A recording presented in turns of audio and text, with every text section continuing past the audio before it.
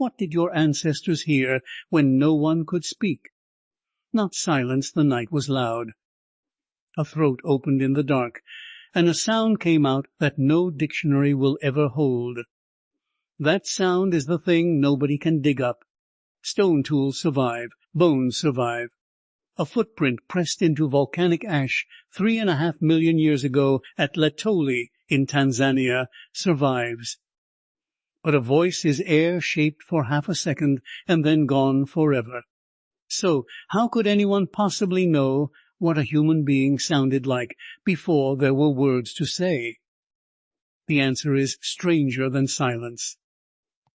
The answer is that we can reconstruct the voice from the body that made it, from the cave that held it, and from the living people who never stopped using it.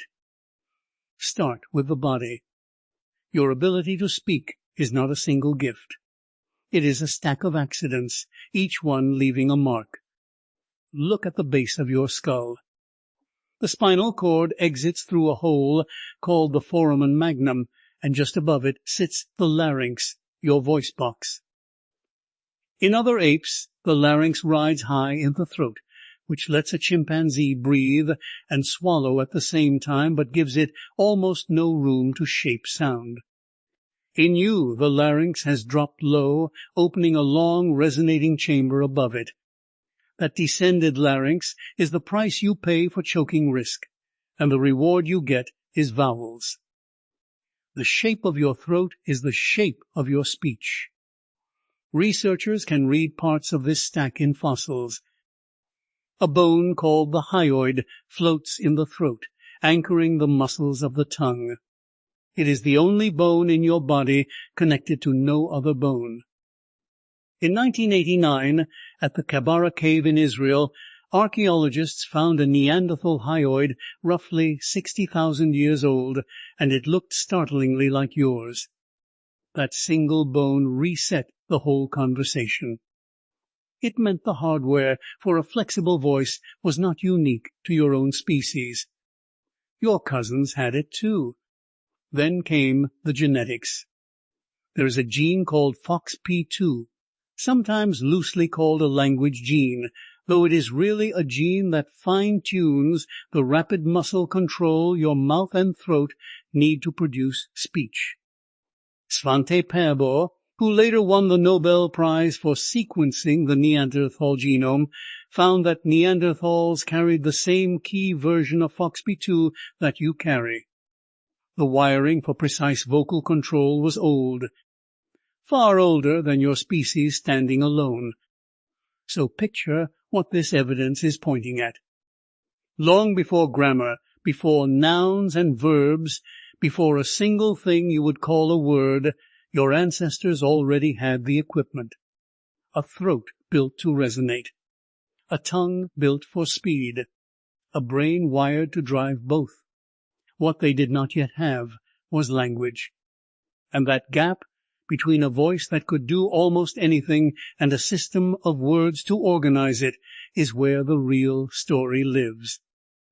Now build the scene.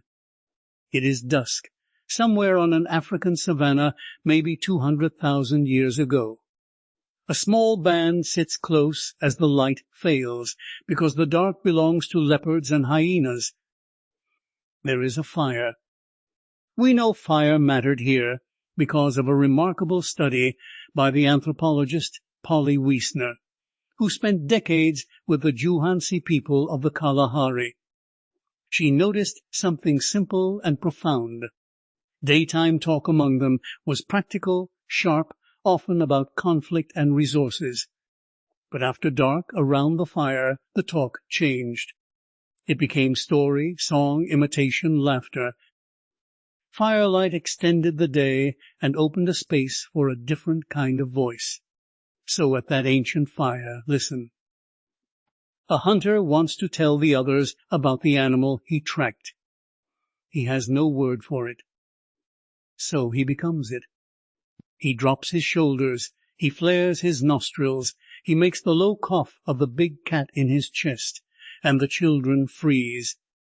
That is not language. That is something more direct.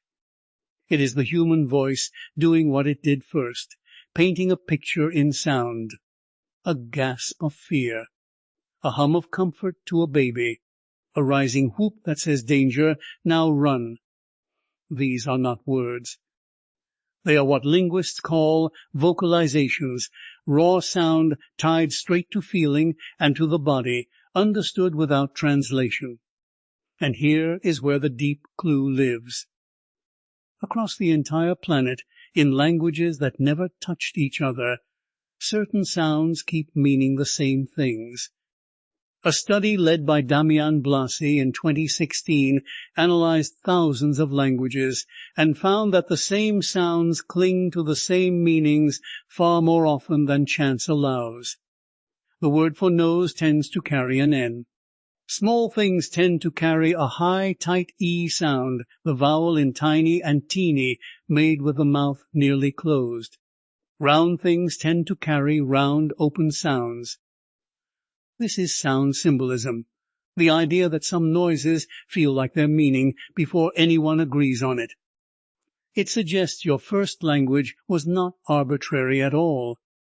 It grew out of sounds that already fit the world. Now the twist.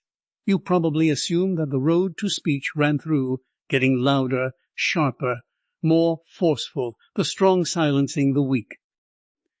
The evidence points almost the opposite way. The thing that may have unlocked the human voice is not the shout.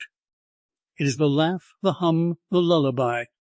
Consider the research of Robin Dunbar, who argued that human groups grew too large to hold together by grooming each other's fur the way other primates do.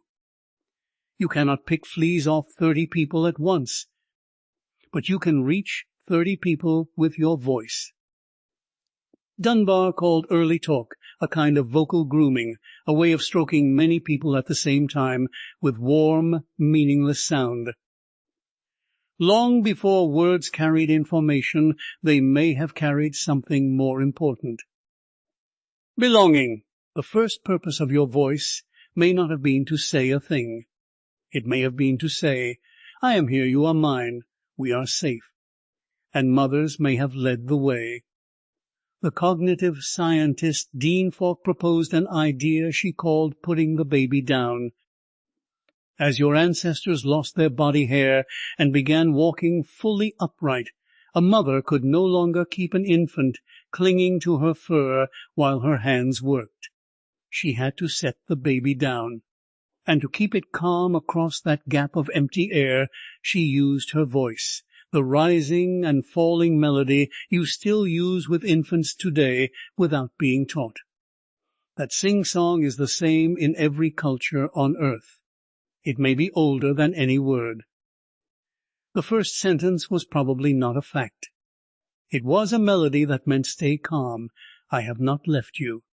So mirror this onto your own life right now. You think you live in a world of words. You do not. Watch yourself for one day. The sigh you let out when you sit down. The you give a friend so they keep talking. The way your voice climbs when you greet a dog or a baby and flattens when you are tired. The laugh that escapes before you decide to laugh. None of that is language. All of it is the ancient voice, the one that came first, still running underneath the words, like a current under ice. When someone you